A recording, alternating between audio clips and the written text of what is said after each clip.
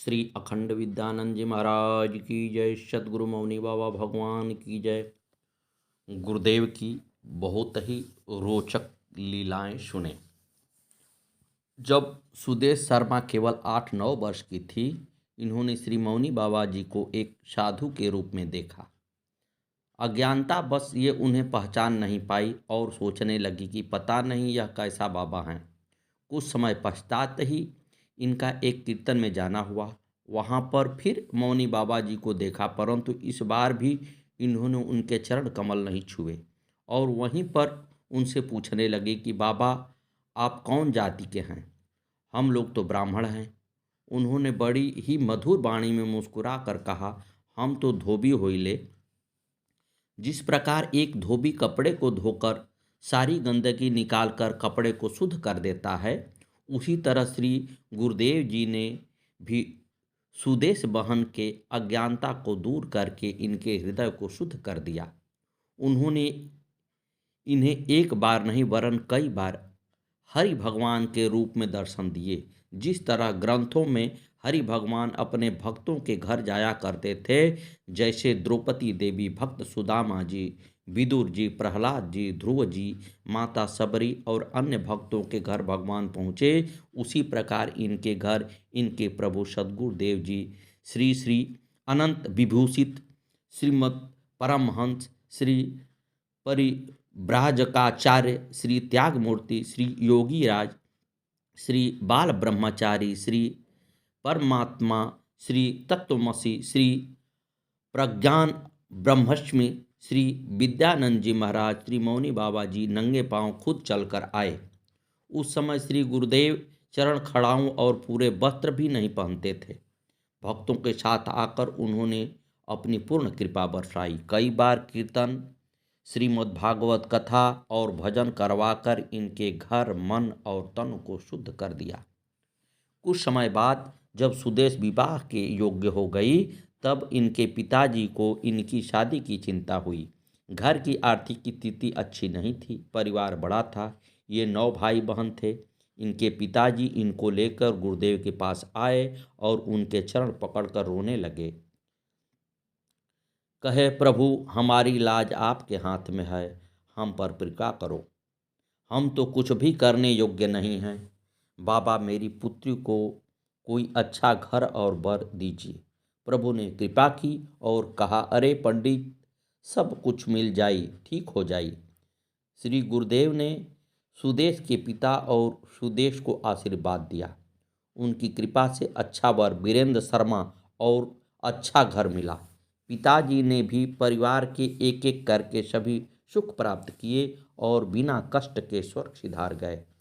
गुरुदेव जी तो केवल भाव के भूखे हैं। वह जल्दी प्रसन्न हो जाया करते हैं और भूल को भी क्षमा कर देते हैं। सुदेश ससुराल चली गई, परंतु कर्मवश उसको कोई संतान न हुई। 12 वर्ष बीत गए। अब देखिए गुरुदेव की लीला शुरू होती है। उनके पिताजी सतगुरुवे नमः सतगुरुवे नमः स्वर्ग सिधार गए थे। उनके पति वीरेंद्र शर्मा व दोनों ओर के परिवार बहुत दुखी थे। फिर दोनों पति पत्नी को सास ससुर ने घर से निकाल दिया। इन दोनों ने किराए के घर में शरण ली, लेकिन श्री गुरुदेव ने वहां आकर दर्शन दिए और अपनी कृपा बरसाई। अब किस प्रकार मौनी बाबा ने सुदेश के कष्ट का निवारण किया, इसकी कथा हम कह रहे हैं, आगे सुने। एक दिन सुदेश व उनके पति वीरेंद्र शर्मा सुल्तानपुर खेड़ा आश्रम पर मौनी बाबा का दर्शन करने पहुंचे। दोपहर का समय था और गुरुजी आराम करना चाहते थे। इन्हें देखकर गुरुजी ने थोड़े गुस्से में कहा, हमें आराम न करने देई, हम सोवै को जाई। पति वीरेंद्र शर्मा घबराकर पीछे हो गए। तभी रामू पंडित जी ने श्री गुरुदेव के चरणों में शीश झुकाकर आशीर्वाद लिया। गुरुदेव ने उनसे पूछा, अरे पंडित, ये कौन होइले?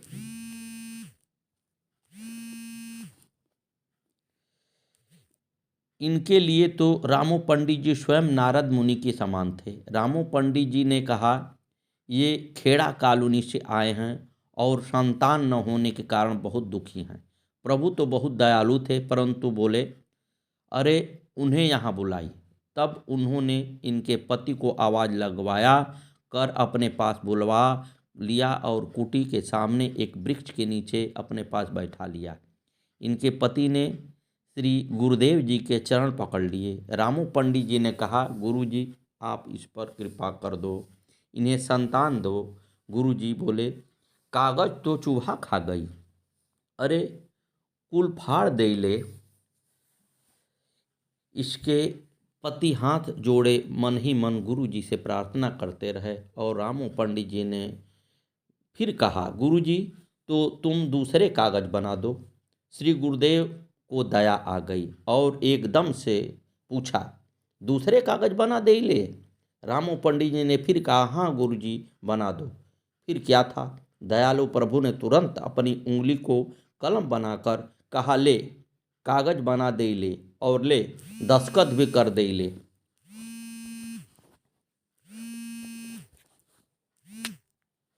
उन्होंने अपनी उंगली से अपने दस्तखत बनाते हुए इनके समस्त अशुभ कर्म काट दिए। वे तो परम समर्थ प्रभु ही थे और ब्रह्मांड को नचाने वाली माया उनके चरणों की सेवा करती हैं। इसके बाद जब सुदेश अपनी छोटी बहन आदेश के साथ बड़े आश्रम सुल्तानपुर गुरु जी के दर्शन के लिए गई तो गुरुदेव ने कहा, अरे सुदेश तू चित्रकूट चली, वहाँ आम के पेड़ लगाई और कामतानाथ जी के दर्शन करी तो भगवान तुहार सुन ले। गुरुदेव अपना नाम तो कभी लेते न थे, सबको सबका कार्य करके कह देते, अरे छोटी बड़ी सरकार और बन्नो बुआ जानी ले, अरे भगवान जानी ले, हम का जानी। इस बार भी दया तो उनको करनी थी, पर करनी थी छिप कर। चित्रकूट जाने के लिए सुदेश के पास पैसे न थे। छोटी बहन आदेश ने ही पैसे दिए। फिर सुदेश ने अपने पिताजी से आग्रह किया कि वह अकेली है, पिताजी उनके साथ चित्रकूट चले। पिताजी ने कहा, तू गुरु जी के साथ जा रही है, यह तेरे माता पिता दोनों हैं, तू अकेली नहीं है। तब ये गुरु जी के साथ सभी भक्तों के साथ चित्रकूट गई। उन्होंने चित्रकूट में इनके 2 आम के पेड़ लगवाए। एक पेड़ तो गुरु जी ने स्वयं लगाया और दूसरा सुदेश ने लगाया। फिर गुरु जी ने कामतानाथ जी की परिक्रमा करवाई। मौनी बाबा की दया और आशीष से इनके घर कन्या का जन्म हुआ। उसे लेकर वे गुरु जी के शरण में आए और बच्ची का नाम पूछा। गुरुदेव ने बोले, अरे देवी होइले, दुर्गा कहिले, और उन्होंने उसे दुर्गा कहना शुरू कर दिया। उसके बाद 2 पुत्र हुए, योगेश और ब्रिजेश। एक बार योगेश को किसी ने कुछ उल्टा सीधा खिला दिया और वह बुरी तरह से बीमार हो गया। बहुत से डॉक्टरों को दिखाया परंतु कोई इसकी बीमारी पकड़ ही नहीं पाया। सुदेश हताश हो गई।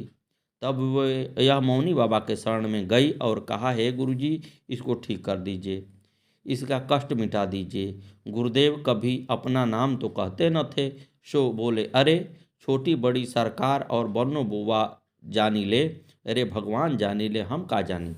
फिर सुदेश योगेश को लेकर छोटी बड़ी सरकार व बन्नो बुआ के पास बैठ गई। वहाँ गुरुजी एक छोटी डंडी लेकर घूमते थे और उन्होंने अपनी कृपा दृष्टि से योगेश का कष्ट काट दिया। इनका ही क्या, वहाँ बैठे सब भक्तों का वह कष्ट निवारण अति शीघ्र कर देते थे। जब योगेश 20 वर्ष का हुआ तो वह एक बार फिर बहुत बीमार पड़ गया और डॉक्टरों ने कह दिया कि ये नहीं बचेगा। सुदेश ने आदेश और पद्म सिंह भैया को फ़ोन किया कि गुरुजी से हाथ जोड़कर विनती कर दें कि ये योगेश को ठीक कर दें। गुरुदेव ने कृपा की और बोले, अरे ठीक हो जाई। उन्होंने प्रसाद दिया और आदेश ने वहाँ लाकर योगेश को खिला दिया। उसकी बीमारी में सुधार हो गया। डॉक्टर भी चकित थे कि इतनी जल्दी इसको ऐसा फर्क कैसे पड़ गया। जल्दी ही वह पूर्ण स्वस्थ हो गया। इस प्रकार गुरुदेव की दया से योगेश को जीवन दान मिला। सुदेश अपने दोनों बच्चों दुर्गा और योगेश से बहुत संतुष्ट और खुश थी, पर अब उसके घर एक संतान और आने वाला था। अतः उन्होंने डॉक्टर से दवाई लेकर एक साथ मिलाकर खा ली, लेकिन गर्भपात नहीं हुआ। आखिर उस बच्चे ने जन्म लिया और नाम रखा गया ब्रिजेश। जिस पर गुरु जी की कृपा होती है उसे तो यमराज भी नहीं मार सकते। उस दवाई से इनका पूरा शरीर जल गया, सा गया, मानो ये उस अपराध को सजा पा रही है एक वह समय था जब इन्होंने संतान के लिए कृपा की भीख मांगी और आज कृपा मिली तो उसे नष्ट करने का यत्न करने लगी। सतगुरुवे नमः। इनके पति वीरेंद्र शर्मा के ऊपर बादल वाली बिजली गिरी और उनके शरीर के कुछ अंश जल गए। इनके पति इतने डर गए कि वे कई दिनों तक घर से बाहर नहीं निकले। फिर वे बाद में गुरुदेव के पास गए और उनके चरणों में शीश नवाकर पूछा, गुरुदेव मेरे साथ ये क्या हुआ। गुरुदेव मुख से तो कुछ न बोले, परंतु उन्होंने वीरेंद्र जी को रुद्राक्ष दिया, जिसे धारण करके वे सभी भयों से मुक्त हो गए। गुरु हर जगह हैं, हाजिरा हुजूर, और वे कभी किसी को नहीं भूलते। एक बार सुदेश ने उनसे पूछा कि गुरुजी, अगर कभी मैंने आपकी पूजा न की तो क्या आप भी मुझे भूल जाओगे। गुरुदेव ने उत्तर दिया, अरे गंगा जानी हो, हम न भूली, याद करी तो हम जरूर आई। सुदेश ने उनको कई रूपों में देखा है, महसूस किया है। वे एक रात खेतों में अनाज संभाल रही थी। रात के 1 या 2 बजे होंगे। उनको नज़र मौड़ी की तरफ उठी तो उन्हें दिखाई दिया जैसे कि कोई हनुमान जी की बहुत बड़ी मूर्ति जलते हुए चल रही है। उसमें बहुत बड़ी बड़ी लपटें निकल रही थी। उन्होंने अपने पिताजी को जगा कर दिखाया, देखिए लगता है कोई मर गया है, शायद उसे जलाया जा रहा है। पिताजी ने कहा, रात को 1-2 बजे मुर्दे को नहीं जलाते, ये तो कुछ और ही है। अगले ही दिन सवेरे गुरुजी ने कुछ भक्तों सहित सलेमपुर घर पर दर्शन दिए। इन्होंने उनसे पूछा, गुरुजी हमने रात मौड़ी की तरफ एक बहुत बड़ी सी जलती हुई मूर्ति को देखा था, वह क्या था। गुरुजी मुंह पर हाथ रखकर मुस्कुराने लगे और बोले, अरे हम का जानी, कोई शक्ति होई ले, हम तो माचिस जलाई ले। हुकुमदेव सिंह जी भाई ने सुदेश से कहा, बहन जी ये बात किसी से मत कहना, ये कोई दूसरी शक्ति नहीं थी, स्वयं गुरुदेव जी ही थे जो दर्शन तुमको दिए हैं। वैसा ही दर्शन कल रात कई लोगों को दिए जो खेतों में काम कर रहे थे, उनको भी हुआ है। एक बार सलेमपुर और चित्सौन के बीच में सड़क के सहारे जो पीर बाबा हैं, उसमें सुदेश ने गुरु जी के साक्षात दर्शन किए। देखते ही देखते पता नहीं गुरुदेव फिर कहाँ चले गए। सतगुरुवे नमः, सतगुरुवे नमः, सतगुरुवे नमः, सतगुरुवे नमः। आगे की कथा कल।